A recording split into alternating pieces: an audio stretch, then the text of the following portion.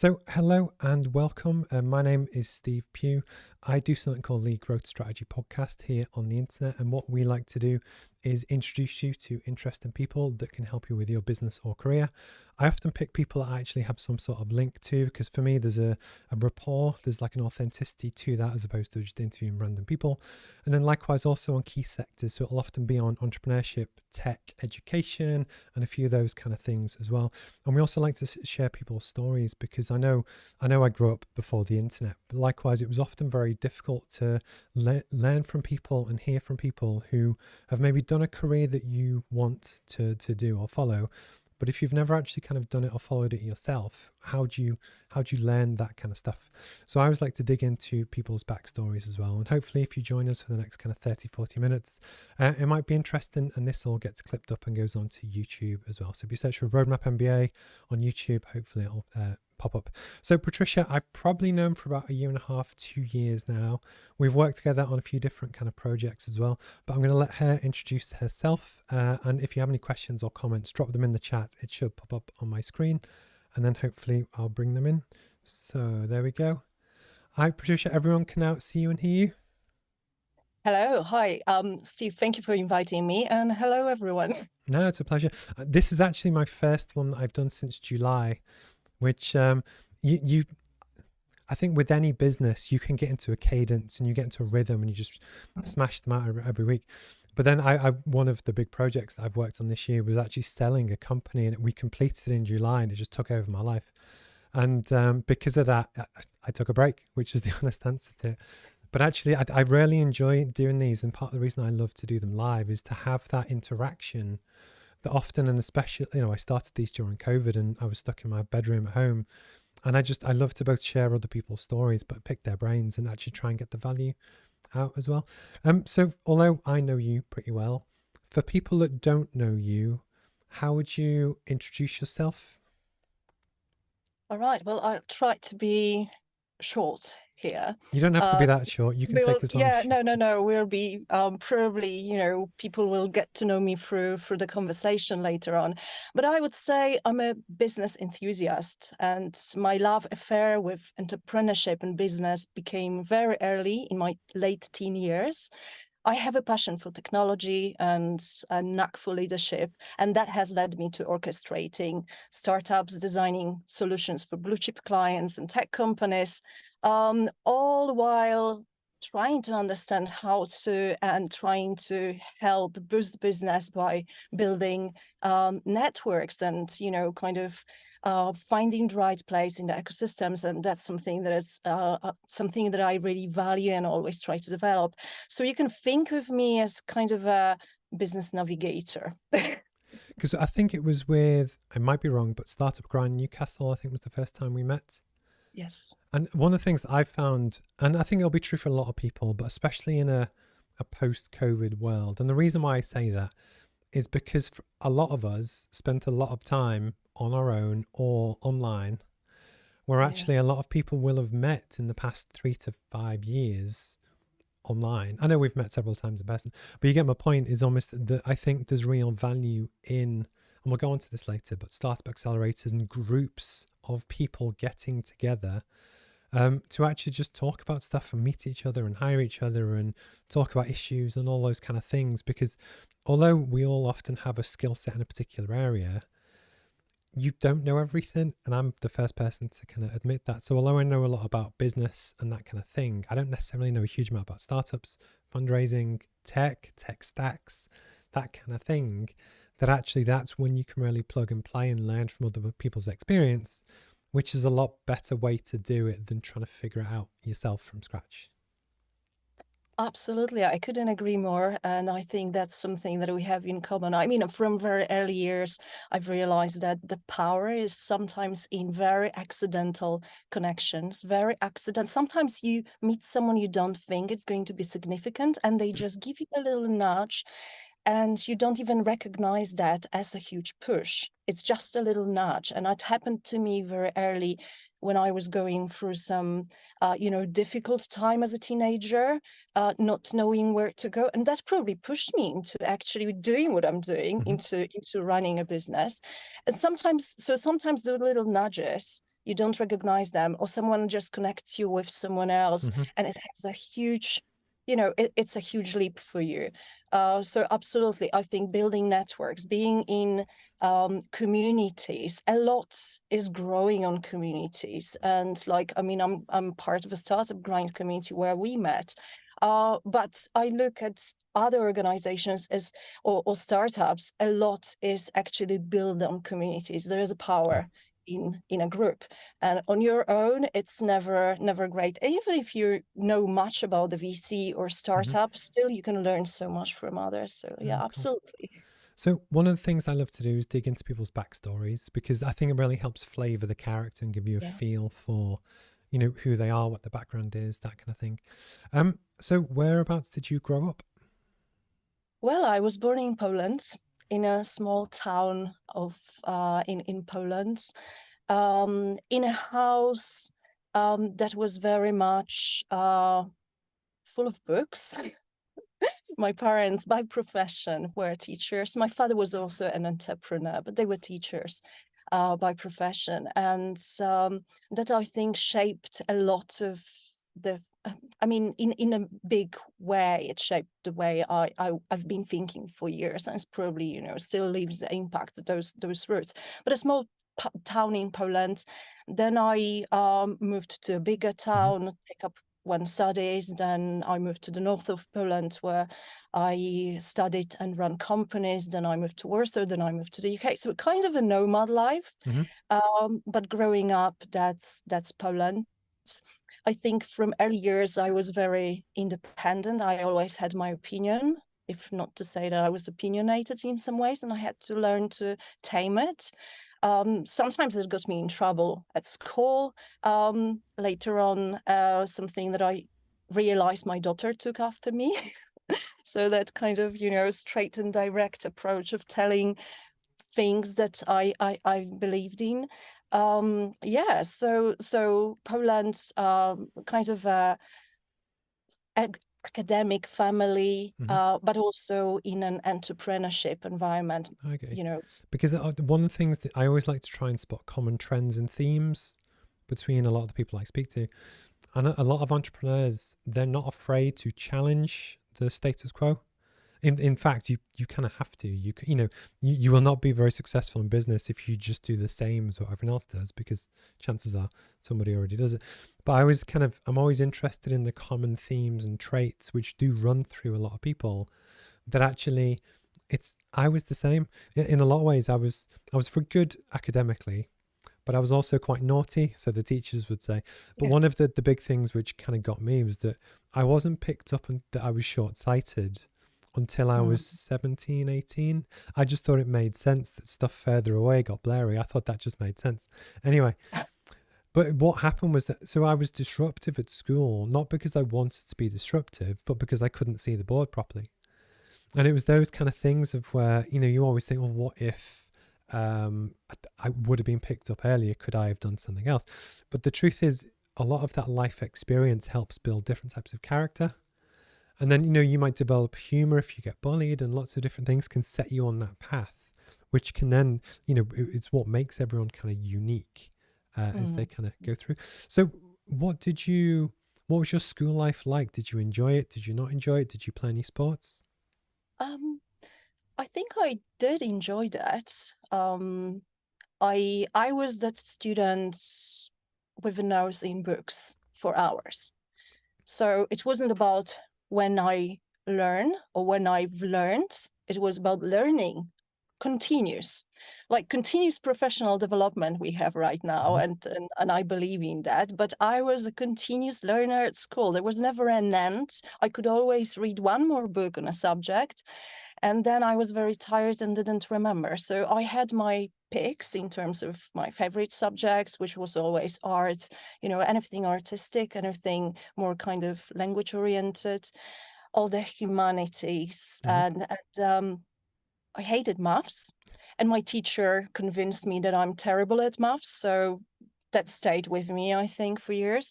But I also was very entrepreneurial, even at school. So I was good at arts. My art projects were quite good. Mm-hmm. So one day, I think at the age of 10 or 11, I took my friend from school and decided that we were going to sell our art at the local market. So 6 a.m., Tuesday, Thursday, we were there, both of us, making money, selling macramas. So, you can't, I think, once you find something like that in yourself, that kind of, it's a common pattern throughout your life. So the primary school, that was early years. And then at 17, I mean, I went to, my secondary school was in a different town. I went to a private school. So I started commuting and very, very quickly kind of flew out of the nest, going to school, took up some other additional courses in schools on top of that. Very early, at I think age of 18, did like a 2-year journalist diploma, which was way too early, I think, for a secondary student. But all this kind of shapes you in a way that you are always hardworking. I simultaneously with the primary school, I was doing the primary music school, which I hated, and I never played the piano. I never touched the piano later on once I graduated, but I did 8 years of music school. And I think what it trained me is perseverance, persistence, pain, because that was school when you could get beaten if you played bad notes, but trying and trying and trying. I don't play the piano nowadays, but I think it taught me a lot of things that help me, or sometimes are actually obstacles on my way when I do things, because nothing is ever ready, or perfectionism. This is something that I had to really fight. But the thing is, I think it's those traits. So the same character traits which drove you to do piano, other than being hit with a stick.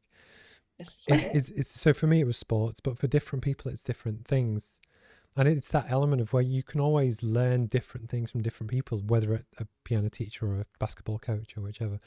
And for me, it's that's why I still coach basketball now. It's where it's helping to guide people in life, in as much as, just basketball in some ways. So I'm really with you. But you also started your first business quite young. Would you be happy to kind of talk us through that? Yeah. That was very, very early. I was 17, and it happened in a way, I think, by accident, and a coincidence. It was a language school. I was at that time still in that little town, but taking tuition in a different city and commuting. I had the opportunity to visit a family in the UK for language schools, for summer schools. So my language at the time, and we're talking early 90s in Poland, where you could be university diploma, language teacher, but never been to England, where I had that contact, and I had a huge love for England and for the language. So my approach, I mean, I think I spoke quite fluently, but I loved the language. It was more about the culture, and I think it was just visible in me. So I started having inquiries of like, could you teach me? Could you help me?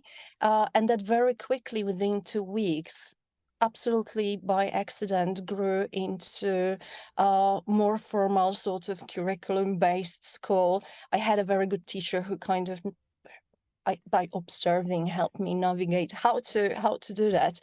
And I don't know the moment when I realized that it could be a business, but I think, being myself and being trained with that stick over the piano and my fingers, I think I sort of took it very seriously, and at some stage realized that I'm good at it. People bring more people. I think within 2 weeks we had 30 students. Wow. And then very quickly, when I was approaching to my sort of like equivalent of A-level exams in the UK, it was in Poland, mature exams, I already had a number of different groups Yep. over the weekends and during the so that school was growing, and I started exploring the ways how I can perfect myself to actually deliver something better, because I realized that people were started flocking from normal language schools to that girl who just happens to be in love with the language. Um, but on a serious note, just when I traveled to study at the university, then I set up a formal sort of, a company, and then by accident, giving some extra language classes at the local other language school in that new city. Someone realized that, oh, she has some sort of a passion and a drive and is very ambitious. There is a contract coming from that was the NATO forces, from to train Polish army Wow. and Polish Navy. And I think that was long before my university diploma. I hired teachers. I won the tender, and that's when the serious business started. Wow. Ultimately, within 2 years, that turned into training half of the sort of northern region of Poland, both B2B clients Hmm. and B2C lessons, but army and police academy. So I was hiring teachers who had diplomas. I was still studying towards mine, and teaching as well. I think probably nowadays that would have not happened that easily for someone with no diploma. Back then it did. But I think I was very well organized, and I knew how to intuitively. I knew how to make sure that I continue keeping the contracts, and I kept the contracts for a number of No, years. that's very cool. I think if that would have happened in the 2010s, you would have started a YouTube channel and you would have Maybe. been the Polish person teaching everyone English. But it's that element of where the irony is that in the 90s, we didn't necessarily have the internet. So you had to do it a different way. But almost Yes. as a grounding in entrepreneurship, you had the passion. You had something that a lot of other people didn't have. And the irony is, because you didn't have your diploma yet, a lot of the existing people would have followed just existing routes, that they would have thought, okay, I'll be taught and I will teach through the existing jobs. As where you didn't have that. So you're like, well, I'll just go out and win the tender myself. But I think there's a whole mindset that you obviously had from school, from selling your paintings, but not everyone has that. And it's about the magic to spot the opportunity or the gap. Yes. I often talk to people. There's a former guest called Joanna Freely, and she runs a fabulous business called Trend Bible. And what they do is that they forecast where trends are going to go in 3, 4, 5 years' time. And they look at all of the weak signals and the strong signals in the market. And so she predicted the growth in vegan food like 10, 15 years ago. But what's really fascinating is to do that, you have to do higher order thinking. It's to be able to spot the gap. So you don't get given A, B, C, D. You spot A, B, and you have to be able to see where it's going to get to and then jump in before it happens. And not everyone has that talent, I think, which is, and it's a skill set that not everyone has, but it often is underappreciated in schools, if that makes sense. Because often school Absolutely. is built about, we teach you stuff, you tell us the same stuff back, and we grade it. And that's the Polish school.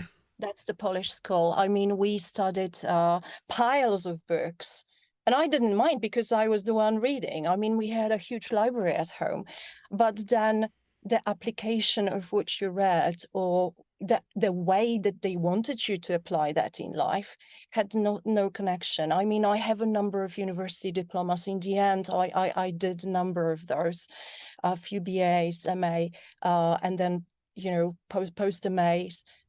And it does not really relate to what I do. But I think if you've got that entrepreneurship knack and kind of see the spots, something, the opportunity you seek, and you know how to connect the dots, and the network is very important. I mean, I would not be able to deliver those contracts if I had not a very good network of people who helped me and worked for me.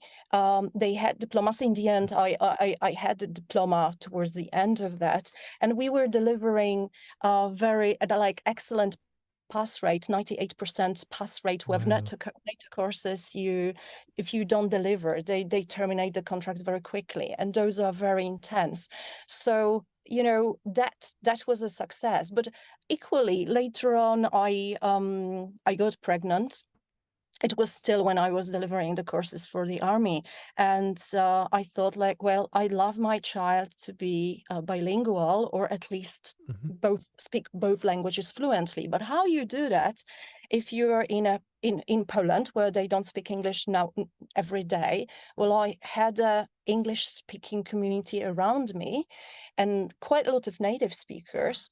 I, had books and everything in English, you name it, or video, stories for my future child. But I started thinking, like, okay, so how do I do that? Well, I need to set up a nursery that is with native speakers. There was nothing in Poland. I think there was one in Warsaw, and maybe one. So you wanted to teach your daughter English? Yes. So you actually set up a nursery. I did. To surround her with English speakers just to teach her. I did. I took up a 2-year course at a university doing the research on bilingualism and second language acquisition. At the back of it, I did a small sort of self-angel investment into that new business, still running the other business, rented the premises, did all the marketing, everything, hired the teachers. I think the biggest difficulty was to convince people that even a half-year-old, if it comes to nursery where you have people that speak English only, can start, acquiring the language, not speaking the language, not understanding. But the children were playing. Obviously, all the children had more sort of organized tuition, so to say. I did set it up, and that was the start. After I think 2 years, I started getting inquiries from public institutions, public nurseries and preschools, to try and help them implement a better curriculum to teach the language, because they taught languages already, and like 4 to 3 to 5 years old. So they wanted to see where another approach could potentially boost what they were doing. So we, in a way, that little, the little accident in my life, well, not accident, my daughter would be upset, but that has led me to doing something on a bigger scale, not just my own sort of tuition center, but later on working with a number of public institutions, which it's very was cool also quite, because it's because you need to combine the opportunity with the talent and the ambition. So you can have a lot of people have the talent and the ambition, but the opportunity never comes up. Or there's an opportunity there, but people don't even realize, or they do realize and they don't want to go for it. But it's funny, like you said at the start, it's when the stars align that things happen. Because I knew you had an ed tech background, but this goes back a long way. If that makes sense. Before tech. Yes, yeah. Because tech, that's long before tech. I still find it funny that when you speak to young people nowadays, so the guys that I play basketball with are 18, 19, 20. If you were to show them a cassette tape, they wouldn't know what it was. We did this with the pencil to turn it, yeah. Yes.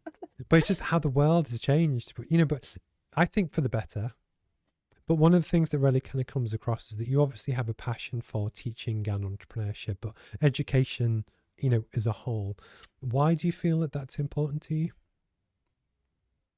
Like I said, I came from a home where books were present, where my father used to, even when he was an entrepreneur, I remember briefly, but my mother actually recently reminded me, he used to, as a business person, travel with his colleague to different villages in the region to give talks on how to run business, inspire people. So something like we do with Startup Grind, but it wasn't Startup Grind, it was in Poland in 80s, maybe 80s, because then we had accident, and my father died, but Oh, wow. so 92, but in the 80s. So he was going and had those lectures to educate people and inspire them, more inspire than Mm. educate. And I think that's one thing. But very quickly, I realized that I could set up the business without schools, and I did it correctly. As long as you're very inquisitive, open, and you're daring, you dare to jump, because it may not work, and believe in yourself. At the same time, I did a lot of diplomas and then realized, like, this is all detached. This doesn't make sense. My daughter, and I don't think she will be angry for me for saying that. I mean, she got D's in her business studies. She excels in business right now. She's 22, and she's great at marketing. She has her own But the side way it gigs. was taught and packaged, It was absolutely, yes. And I mean, I spent 10 years, around 10 years, also as an academic teacher at university. So I knew that from the backstage also what it looks at the back. And I thought, like, okay, well, I'm pro education, mhm, but whatever you take, whether it's formally, informal, if it pushes you, that's great. A lot of people have great ideas, don't have the education. Sometimes they have the education, they lack ideas. You have to connect the dots. And very quickly, I thought that if I can do something to help them and inspire, sharing my stories, but my story is full of actually failures as well. I so mean, is I mine. was 27, I think, or 26 when one of the businesses, I had 3 businesses with my partner at the time, and one of them just went poof within days. Took me 2 years to put it together. And, this is actually a huge success, I would say. It was a failure, but it's not a failure. It's when you learn the most how far you can really go. And, sharing this, but also once you build that network, opening that network and possibilities, just helping people to find the connection, Mhm, connecting the dot. They sometimes don't see it, but you see it for them. It's not always that all those connections work, but the best ones will ignite.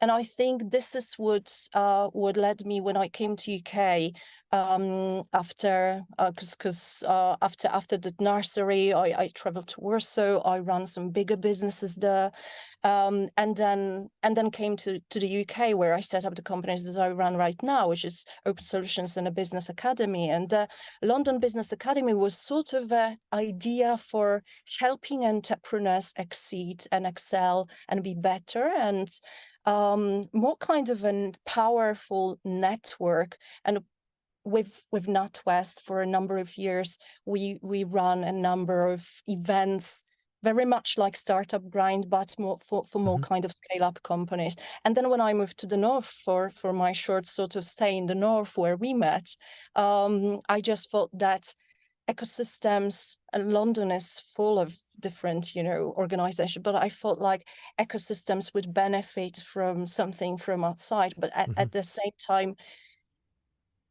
entrepreneurs, even if they already know that I'd like to do something, they need to be sometimes helped, inspired, or opportunities thrown into them. And sometimes people's at school, they also need a bit of a guidance, showing them, like, forget what you learned at business studies. You have the idea. You can start step by step from yeah, here, from A to B to C. So yeah, if it makes sense, that's where I realized that I do have a passion for helping people. I'd like to think that there is some impact mhm. in what I do, because I do spend quite a lot of time on that. It's But like a full-time but job. I guess we all do it. It's how you choose what your career is. That so one of my big things, as you know, is that it's helping people from underprivileged and underrepresented backgrounds, Yeah.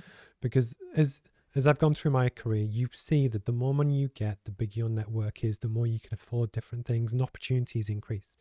Yeah. But to fight out from lower down, where you don't have the network, you can't afford the course, you don't have the grades to get into university, you can't get the job because you can't just ask your dad's friend to.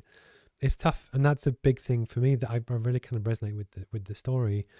But also, what you've proved and what I'm trying to prove is almost the fact that one person or a small group can actually facilitate change to really make a difference, and that's the big thing. But you are right that the networks and the things really kind of help. Yes.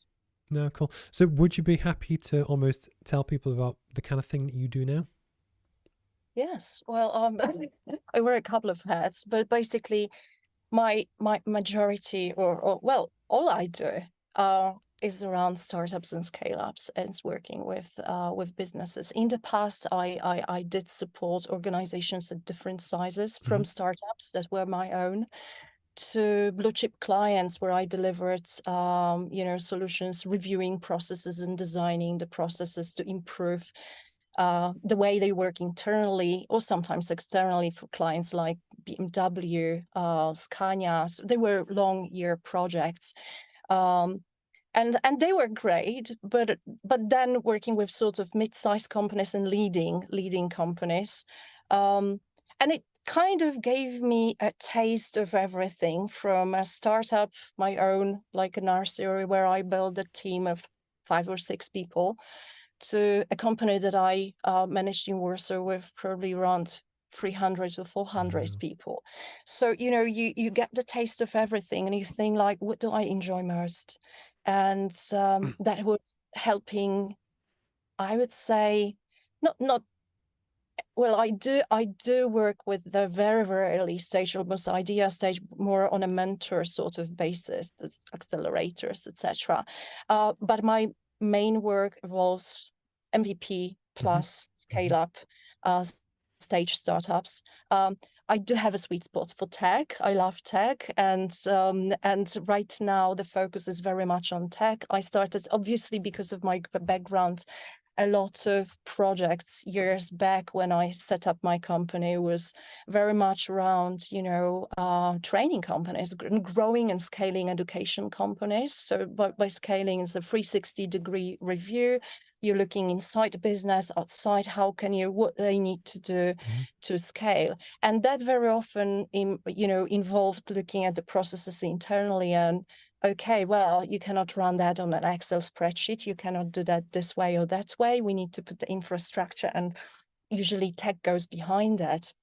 You're not getting clients your competitors are getting, but you're still using Microsoft, and no offense to Microsoft, but that's not the only thing you rely on in business. So then very quickly I realized that I'd like to get wider than that. And I started getting inquiries from businesses from abroad, very often tech businesses that needed that network effect here, and a bit of a guidance in terms of how to navigate a foreign market, how to expand here, but also someone who very well understands the business relations and their business inside out. And that's what I started doing with a small team of associates. So my work right now very much revolves around helping businesses expand, scale, either within the UK or into the UK or into the US, connecting them with the investors. What started more as a consultancy business, right now I call it a venture scaler. So it's much more hands-on approach and a slightly different model. But on top of that, a lot what I do goes around Startup Grind, which is my pro bono role, and currently three chapters across the UK, and including London, which is a big one, to in the Northeast, and it's helping the ecosystems to be well connected with that global ecosystem of Startup Grind, running events, hopefully inspiring some people, helping them on the way. And I think even if helping them to fail earlier, this is also good, because their next business might actually be very successful. So like I said, failure is not ultimate. Because it was at the event, I forget when it was, but we had Anthony Rose. It was on a Saturday, came up to Newcastle. So he was a guest on the podcast about 6 months ago. But I would never have met him in person if I didn't go to the event. And the point I made to him was that he must have really wanted to come, because if you don't know, he's a really successful guy. On a Saturday, Absolutely. in his own time, to come to speak to a room of 30, 40 people. But for me, it was fascinating because like one of my talents is the ability to read and learn information. And there's a huge difference though between reading the top 5 recommended books on venture capitalism and raising money, fundraising, and actually talking to people. And I had a call earlier today with a partner in a VC firm, and it's fascinating to learn from different people. And the reason why I wanted to bring that up is because you've been around tech a fairly long time, but actually it's how it's changed. And I'll let you describe, I'll kind of salt the pot a little bit. But it's almost where we had the internet boom in the 90s. Then there was the dot-com crash, early 2000s.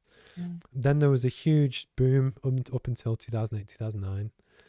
Then the world ended, my big market crash.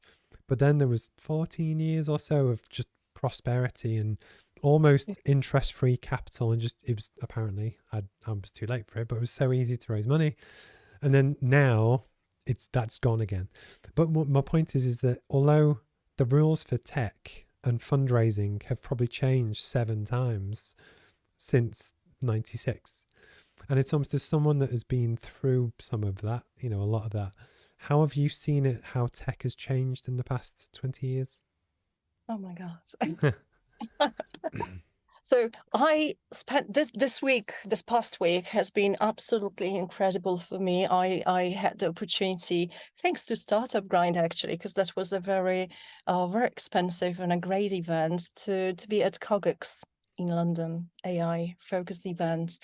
And among many sessions and so many people that I met, like from States, from New Zealand, people that I always wanted from with big companies that I wanted to hear and hear their voices, their opinions. So I had the opportunity, but among them, there was Stephen Fry. Oh, wow. And Stephen Fry said something, and I mean, that was a chef's kiss, his talk. Maybe, among the really focused techpreneurs, he was slightly different, but he was actually looking at, more kind of a human aspects of tech and where it leads us. Is there a hope for us?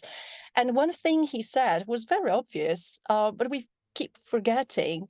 And I always said that, technology accelerates very quickly, but leadership, education don't always follow that quickly. What Stephen said was like technology is not a noun, it's a verb. It always, moves. Mm-hmm. And I think it's a great way of looking at it. So over the last 20 years, I mean, my daughter is 22. So I remember before she was born, at that time, I was also, one part of my business was translation, interpreting, reviewing documents. I remember one of the first projects, communications review for Scania, was typing on an electric typewriter or sometimes on a computer. That's not, to connect to internet was making those noises, So everything was slow and my shelves were falling under the heaviness of dictionaries.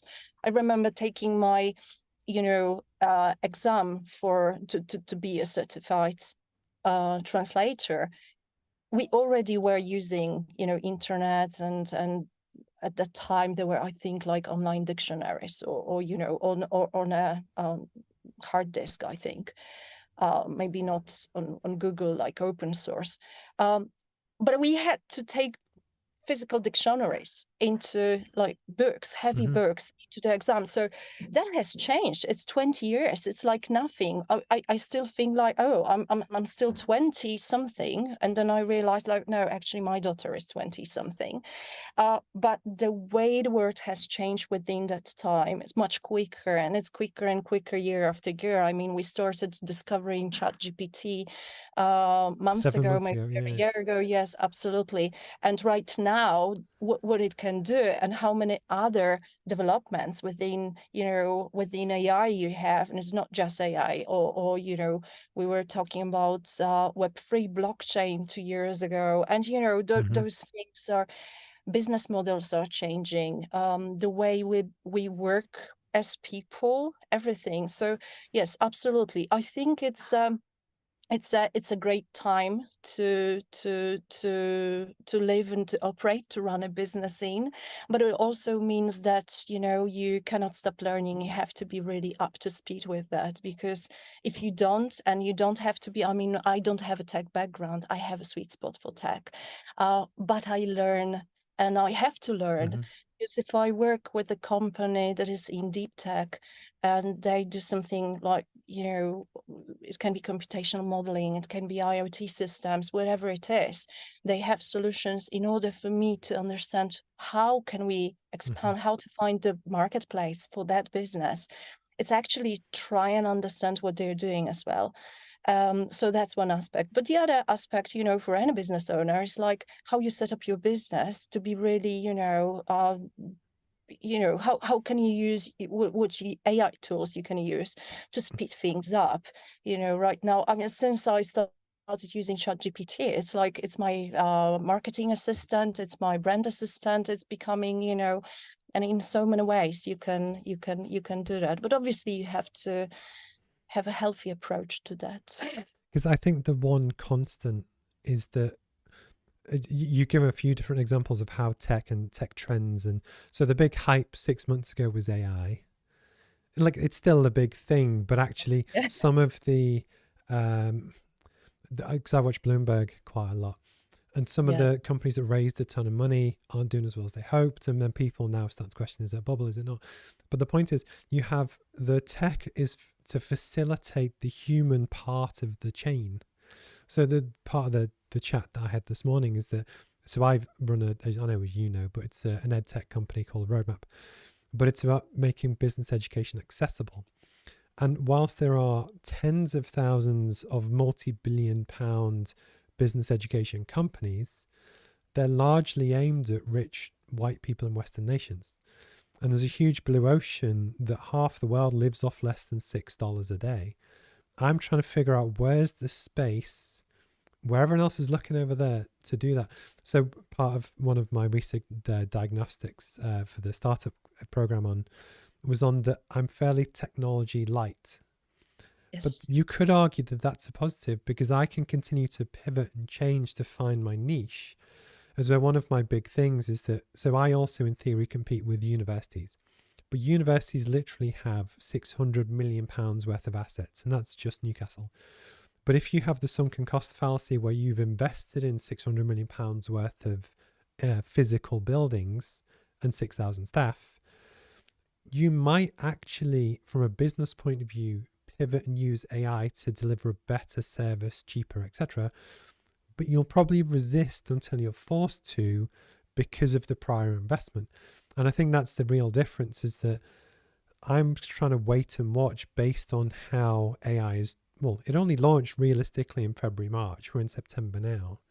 That I know it's going to just destroy everything and create something new. But that's it's a difficult change for people that have invested a lot in the old tech, but it's also a huge opportunity for people like me and others to utilize haven't spent £6 billion on stuff that they don't need anymore. And that's, for me, is where tech's really interesting, is because it keeps evolving. Change creates opportunity, and I think that's the really exciting thing, to try and just figure out, okay, what could I do? How could it work? The other flip side with tech, though, is that it's the inverse power law. So it's the fact that you might have 10,000 great companies, but one of them's going to win and win really big, and the other Mm. 9,900 are going to do okay, and there's some in the middle, and it's either all or nothing. As Peter Thiel says, it's the race to one. It's 0 to 1. How do you win? And that's something I struggle with sometimes, because it's almost where I'm trying to look through it through objective glasses to say, well, actually, if I know I can't, or I'm less likely to win, be that one, do I want to do that, or do I want to find the space where I could win? And that's where the kind of the mentorship and the networks come good, to Yeah. just find that niche that you have to do, which I think is quite cool. I was going to ask you about AI, but I think we've kind of covered it. Is there anything just about the topic of AI that you haven't covered so far, or where do you think it's going to go in 10 years time? Oh, well, I'm not an expert. I wouldn't be able to guess. I think it won't be stopped. I think one of the things, and that's again, that event that I just got through. So many different views, so many people that are very, very active and very deep in AI space. And the whole event was very much reflecting on where is it going, where is it heading. So if they are asking the question, I think I'm probably not in a position to answer that. I think it won't be stopped. I think it will be a growing, and the development on the AGI. That's something that's will probably be happening maybe in companies in collaboration, Hmm. and it's gonna continue.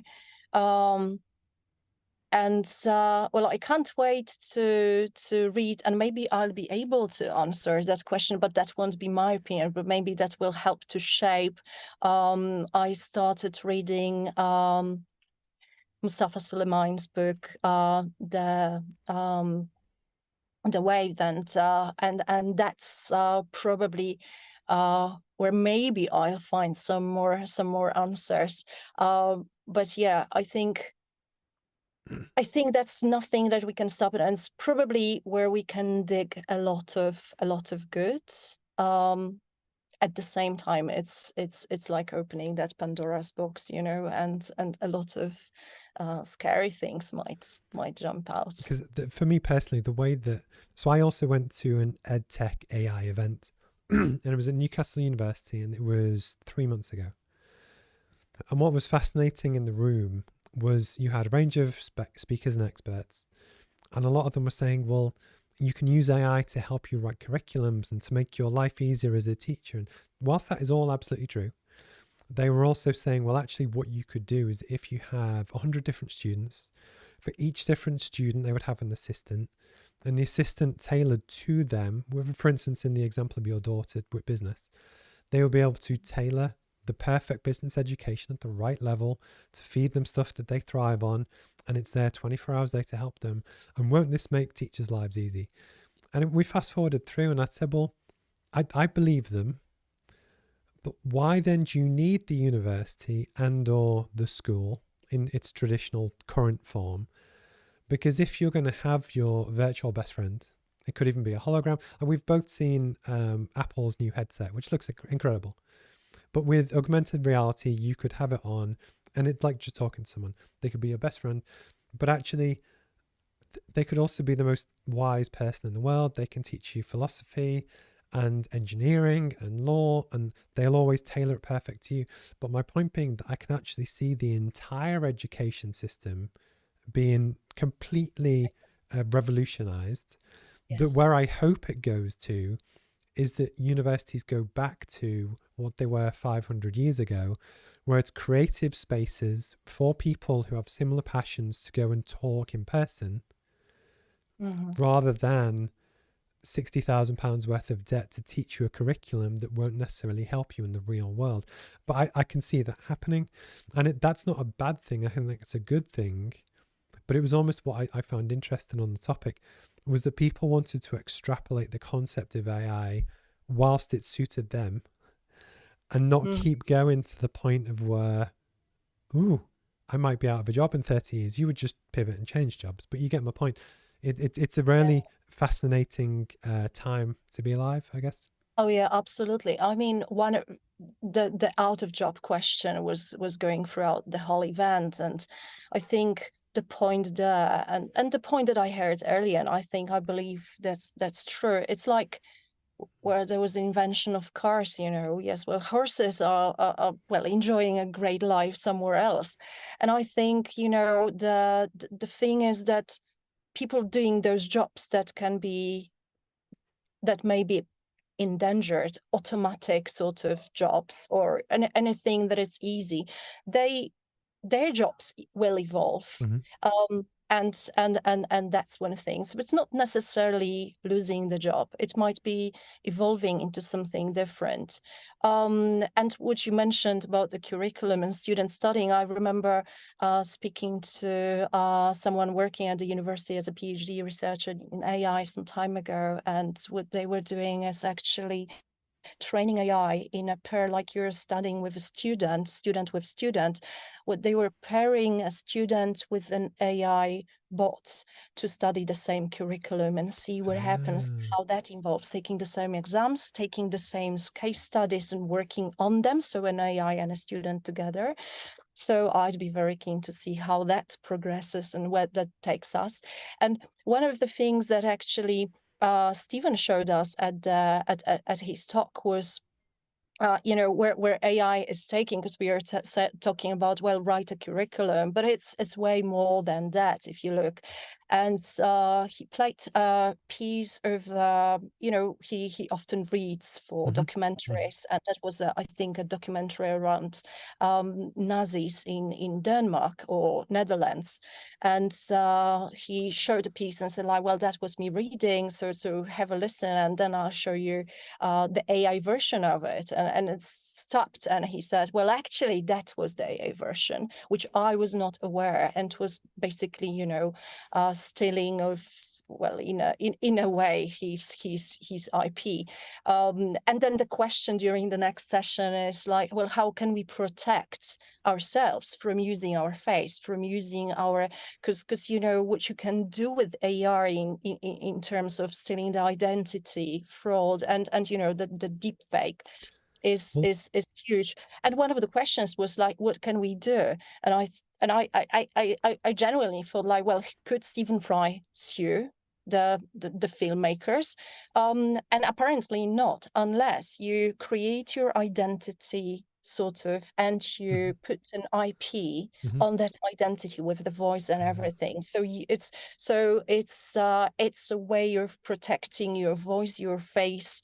But as a human, you're not able to say, like, well, you use my face for something, or you use my voice, and I like to see you.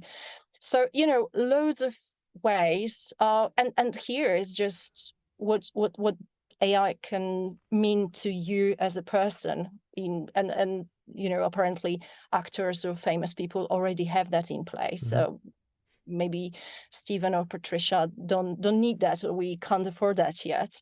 It's not so I have rich. actually looked at it. I've looked at how, because I do a lot of online videos, but where you could create a digital avatar of you. Absolutely, yes. And I have looked at, because I only speak English, but one of the big issues I have as a business is language translation, because most of the world doesn't speak English, or not as their first language. But I can see it, just incredible things where I think the issue you will have, and we're already kind of there, is that people will just lose trust in everything. Because actually in the Russia-Ukraine war, very cleverly, someone broadcasted a deep fake Putin on Russian TV saying, I think it was Ukraine had won the war or give up. But the point is, this is real. That's like something out of a film. And that actually, and it's I think we're going to go through a period where people either lose trust in the media, unless it's watermarked as being real. Yes, watermarks. And one of the points was worse will be different. You won't need power, or you won't need weapon, or your weapon will be the AI. And then so it's absolutely a different sort of shift in terms of the power and what you can do with it, and what type of AI you have. And if you think of Russia or China, and then you look at how we are talking about being ethical. Because that's the big thing, is that I think what will happen is often it's when multiple technologies combine. So quantum computing is getting close to being, regular day-to-day viable. One of my former guests was a guy called Craig Fenton that runs Google in Europe. And this was 2 years ago, but almost it's close. And the code breaking ability of quantum computers is off the charts compared to regular computers. But you combine that power with AI to iterate. The point is, you might have well-meaning actors with regulation that follow the rules. But if you have someone with a self-interest that doesn't follow the rules, they could just take over the world. Absolutely. And I think we'll end the scary conversation there. But the point is, it's fascinating. And what I look forward to is that when I'm 85, I'll get to look back from my hologram and rewatch this conversation and see how we're all incredibly wrong. And actually, it was Yes. all fine. What's your big dream for the future? Obviously, you've talked about this incredible career and the stuff that you've done with tech. And then I know your daughter now works in tech and you work with loads of really cool people. What's your big dream for the future? Well, I don't think I'm nowhere near fulfilling my dream. Uh, I think I'd like to. You mentioned like when you're 85, you rewatch the conversation. I would like to rewind, kind of like, if I'm 85, if I manage to be one day, to look back and think like, all right, well, what I did was it's not about money. I think it's never been for me. It's about doing something that makes me feel good, makes me feel accomplished, and usually I feel accomplished when I see the impact of little things that I've done. So looking at this, and I once and speaking again of the age 85, I once met, I think 20 years ago. It was when I had my I co-run a sailing business. So we were on boats, and a boat next to us was a beautiful yacht from the States. And then two people on that huge boat emerged, both in their late 80s, with all the technology on the boat that you could have at 20 years ago, and faxes and everything. So they were still sort of like Hmm. attached to their life in New York and their business that were probably exiting or just having as founders, and someone was running for them, and at the same time being free. So I think my kind of a dream for the future would be to really have that accomplishment feeling, but at the same time a huge feeling of freedom, not detached to a certain place, not Hmm. detached to a certain have the freedom of choice where I am, with whom, what I do. I don't feel that I will ever retire because I love what I do, but have that boat sail across the seas, but have the and that's the bit where I need technology, be connected with, Get a Starlink, you'll be fine. I'm navigating from the board. I think that's something that I would love to do, Oh, that's like cool. 80 plus, maybe. Yes, I love sailing. I'd love to go back on the water and not retire, but have my sort of semi-retirement. Okay. It's funny though, because I think COVID, and just the sad fact is that as you get older, people get sick and you have more family die and that kind of thing. And I think we personally, it was one of the things we did on holiday last week, was it's to reassess life priorities. That if you would have asked me 20 years ago, it was about escaping something, of achievement, feeling that I'd achieved something, and almost public recognition that, okay, he's done okay. So for me, ironically, that getting the managing director job title at 33 was a big one for me, because it was something I never thought I'd ever do. And then that morphed into the social impact startup and the stuff that I'm doing now. And whether it fails or not, I feel I've tried my best. So I'm content with that. But then now it's starting to look at, well, actually, what do I want to do with my life? What things do I enjoy? Who do I like to spend my time with? And it's got Mm. nothing to do with making money. But actually, I think that's the real beauty of tech, is the ability to give people options to really kind of build something. And I think that's kind of quite nice.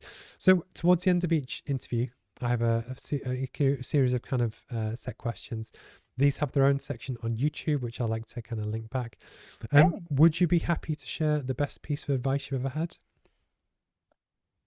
So the best piece of advice. Well, okay. I think, well, the one from my father. Always speak the truth and seek the truth. No. And that's very, succinctly said, but I think that works very well. Seek the truth. Can I ask, when was your father born? Poland. No, When? when? 48, I think. Okay, because the reason why I think that's even more poignant is that he lived through a more turbulent time. Yes. That I think now, in some ways, that we have the internet, that I think the truth is easier, more likely to get out than it did in 1948 or the 70s or the 80s. But I think it's still very true, and it goes back to the deep fake AI conversation of Yes. Yes, and you know, seek the truth. I think maybe we can look at it as the real meaning of things. Look deeper. I would interpret that this way. Be inquisitive, look for, don't take things for what they look on the surface, yeah. or you know, people, or you know, so kind of at the same time, yes, speak the truth and be genuine. And I think, you know, yeah, so that's one, that's the one I kind of, it stayed with me. Yeah, No, and I I think it's think, cool. I think it's good. If you were to give advice to your younger self, and you could pick, you at school, you could pick the 10-year-old selling their artwork, you could pick the first business, you could pick the second business, you could pick yourself 6 months ago. yeah. If you were to give advice to your younger self, what would it be? Okay, my younger self. If I was giving advice to a younger self in sort of like finishing school, starting my first business, have more faith in yourself and trust what you're doing. Because I was doing all those jumps, but I had an imposter syndrome. I always felt like if you put me on a basketball field and told me, Patrycja, play basketball, I mean, I was the first one like, I'm not playing, because I did not feel it was my thing. Okay. So with business, I'm more daring, but still. And then I think if I look at myself later on in later years, um, look at which battles to fight and which to just give up. Okay, no, it's good. It's good. Is there anything you would like to talk about and plug before we go? Well, Where can people find you on social media?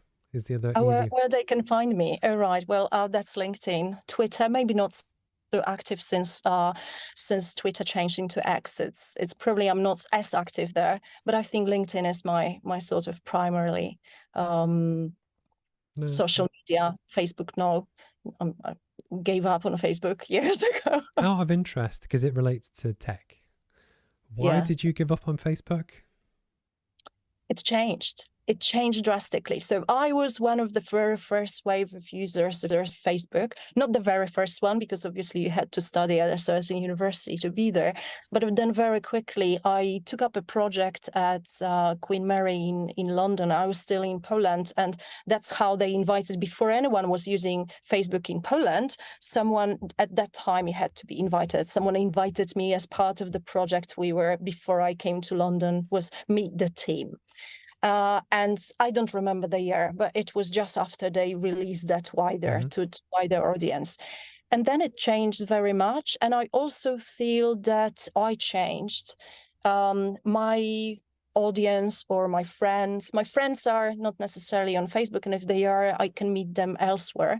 But my business sort of connections, audience, where I give most focus on is LinkedIn. I think Facebook has a slightly different taste. So But yeah. I agree. So I was at university when it first launched. And this is a true story. So I remember at the time, MySpace was a thing. Oh And yeah. someone convinced me to create a MySpace page. And also, thank you, Jonathan, for nice words. So I created a MySpace page, spent about 2 days on it. Then someone told me about Facebook, Yeah. and I never went back to MySpace. But the big Yeah. difference, I think, it's as they grew and they started to commercialize more. I now don't use it, but also I've whittled right down to 65 people. There was at one point with hundreds. And that's Yeah. because my sports team uses it and different things. But the point is, you can see how a huge tech giant booms, but then through the competitive forces of the market where they're forced to make money and they make decisions, or Elon Musk with X and Twitter, Yes. you And can it see them changes. going off. That yes, okay, they use WhatsApp, and I still use WhatsApp because it's not brilliant, but it kind of works, and it's But I think you will get constant change of platforms, but the one constant is still the human interaction.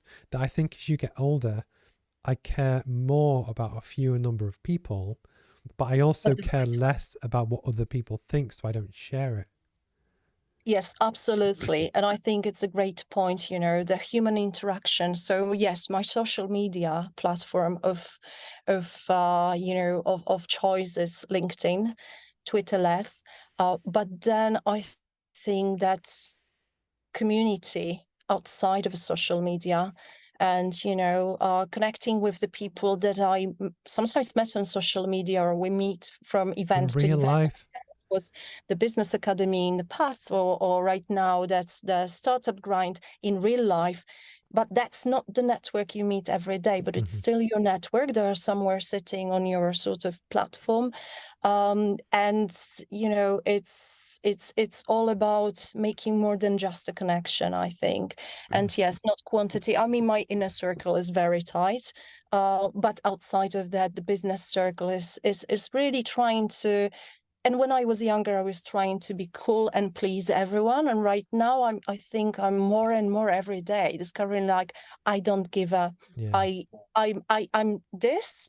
Either you like me or not. As long as I don't hurt anyone, that's fine. That's cool. But I think So that's where the magic is and will be for the next 10, 20 years. And it's almost, so a tech platform might amplify that, or give you a space. But what sits behind that is the human interaction and relationships. And that's what I think is where a lot of the education will come from, but the networks will come from, and almost where the opportunity is. And it's just fascinating because in both of our tech lifetimes, we've seen huge people grow and fail. And that will continue to happen. It will always happen.